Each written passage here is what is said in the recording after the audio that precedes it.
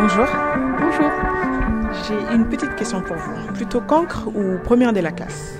Plutôt première de la classe. Plutôt première de la classe. Plutôt dans les bons.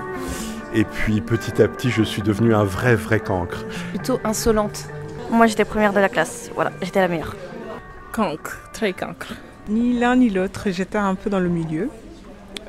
Plutôt un enfant sage, pas très studieuse, mais je faisais pas mal de questions. J'étais trop dans la curiosité de découvrir, de poser les questions quand j'en ai besoin, ou même poser des questions quand même je n'ai pas envie. Dans le quotidien, comment vous le vivez par exemple? Quand t'es intello, en général, t'es plutôt aigri et tu peux pas rigoler. C'est un peu énervant. C'est ceux qui ont des moins bonnes notes qui réussissent moins bien en général sur Parcoursup et tout. Et donc bah faut y aller, faut assumer qui on est et faut pas s'empêcher de rire, de faire n'importe quoi des fois et tout. Et même les premiers de la classe font des bêtises, c'est vrai, donc faut se laisser aller quoi. Pouvez-vous me donner votre impression en sortant du spectacle? J'ai beaucoup aimé par rapport...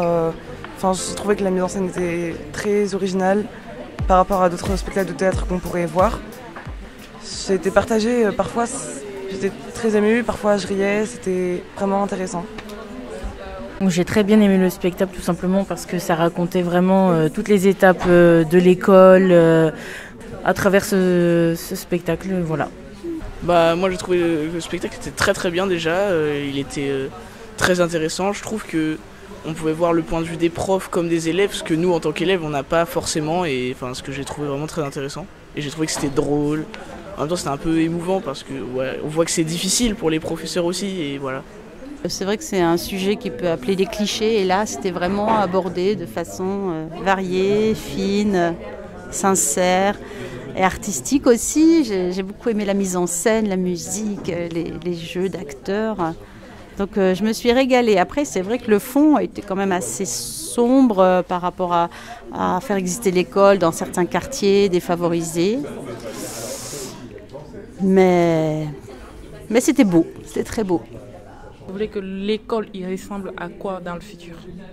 Tout simplement une école dans laquelle on s'y sent bien et il y a du respect, tout simplement. Je dirais quand même peut-être une école où il y a du respect mutuel.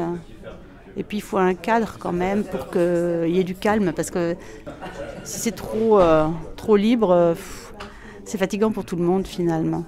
Un cadre mais dans lequel il y a quand même de l'humanité, quoi. Facile à dire mais pas facile à faire. J'aimerais en fait que l'école soit un espace de parole.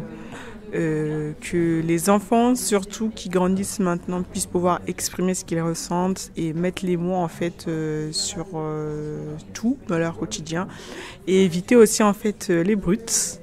Apprendre à mieux éduquer certains enfants, c'est idéal, mais le but c'est vraiment de vivre dans une société où il y a la compréhension, le respect mutuel et l'amour surtout. Et voilà. C'est une bonne question. En vrai, je dirais beaucoup moins d'heures de cours, beaucoup moins de devoirs, comme ça a été dit dans le spectacle, des siestes, parce qu'on en a tous besoin.